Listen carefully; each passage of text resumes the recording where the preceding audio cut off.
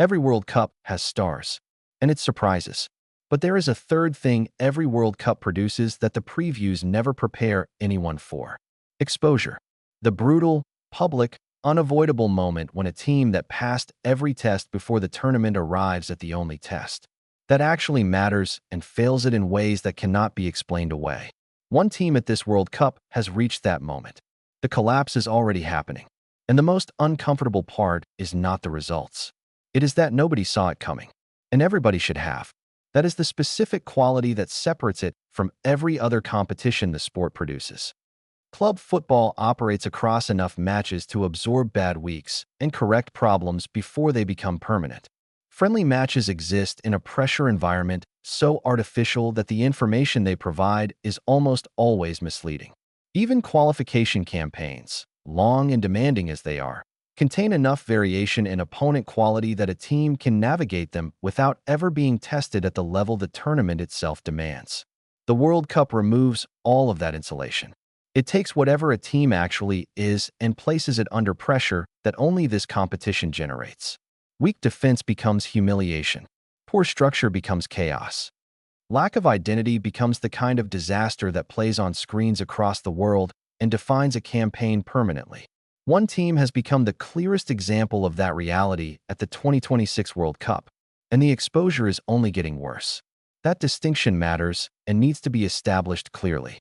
Every team at a World Cup loses matches. The best squads in the tournament lose matches. Defeat is not the story. The story is how this team is losing. The specific way the performances are collapsing that reveals something deeper and more permanent than a bad result on a difficult day.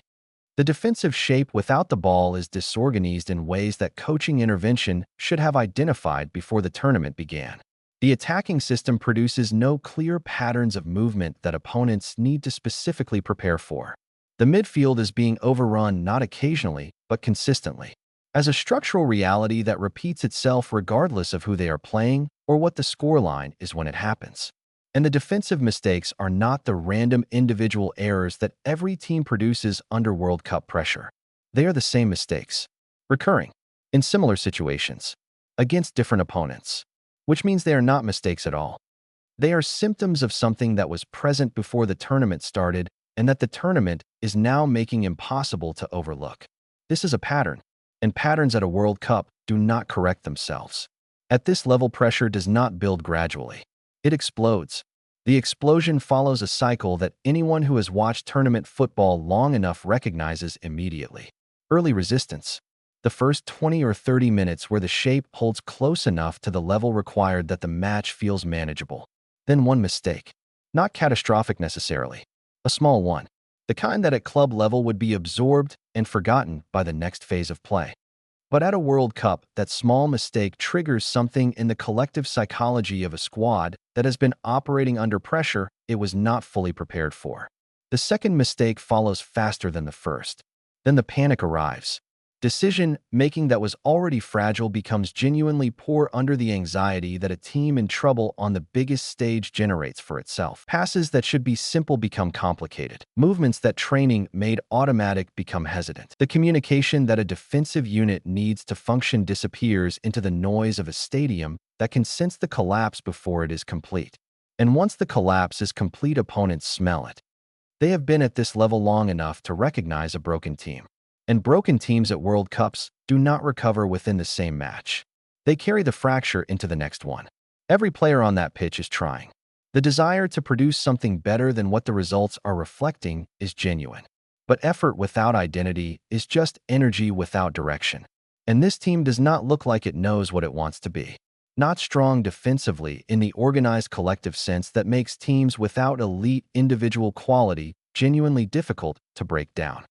Not dangerous in transition in the way that compact teams compensate for possession disadvantage by turning defensive moments into attacking opportunities. Not consistent enough in possession to control matches and reduce the moments where defensive vulnerabilities are exposed. So every match becomes survival rather than competition.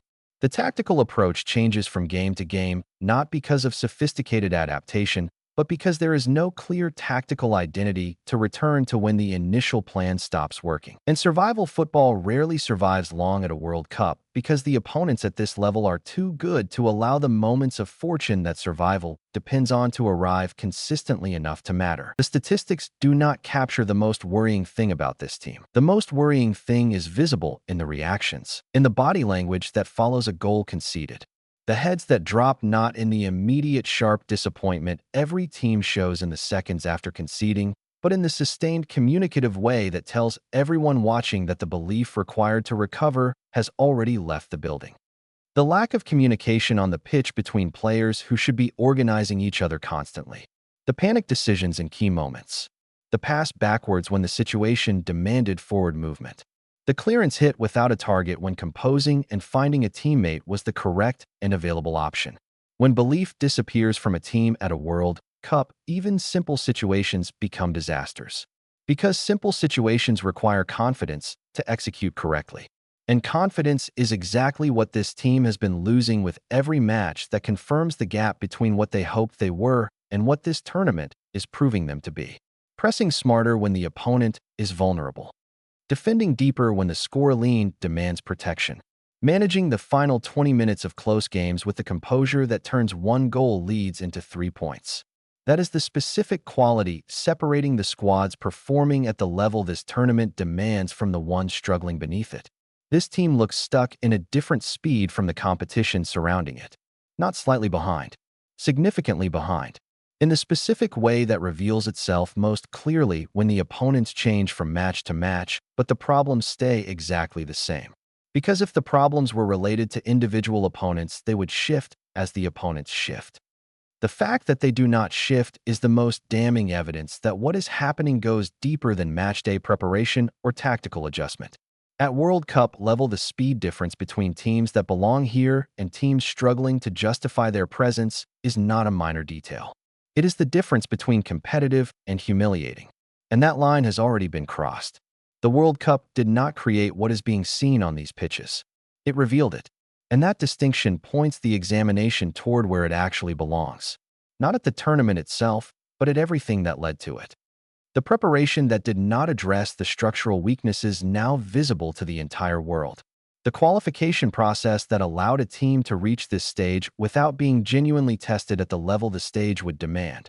The over-reliance on individual moments of quality to paper over collective deficiencies that were present throughout the campaign, but never exposed severely enough to force the systemic change they required. The tactical evolution that never happened because the results were good enough to avoid the honest conversation about identity the team needed to have. The World Cup is just revealing what was already there. And what was already there was never going to be enough for this. There are no excuses at this level. No time to rebuild between matches. No space to experiment with solutions that might take several games to implement. No opportunity to manage the exposure quietly while corrections are made behind the scenes. Only the next match. And the brutal, unforgiving reality of a competition that does not pause for teams that are not ready for it. This team has become the clearest example at the 2026 World Cup of what happens when preparation and reality do not match. When the gap between what a squad believed it was capable of and what the tournament is proving it capable of is wide enough that no single tactical adjustment or individual performance can bridge it within the time the competition allows. Because in the World Cup, you are never the worst team by label, only by performance. And the performance has already delivered its verdict.